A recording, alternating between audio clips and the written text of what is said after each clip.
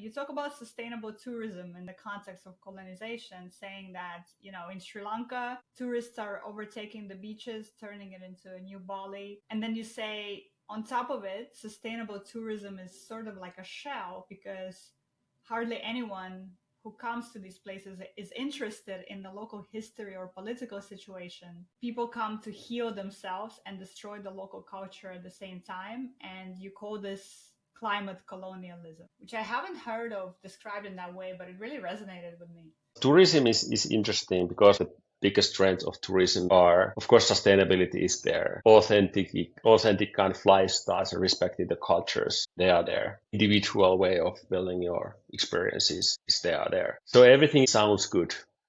But on the practice, like in real life, it doesn't happen.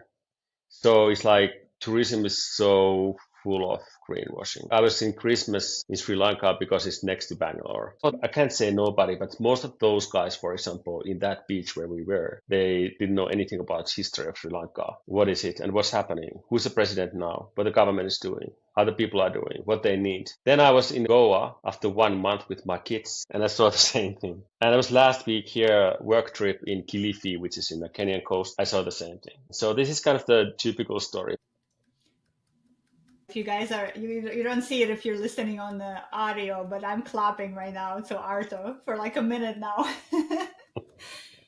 Because, yeah, I mean, 100%, very resonating with your assessment. And I think for me, it's really interesting to think about what you said about how people come to places and they're not aware and they don't want to be aware of the situations there.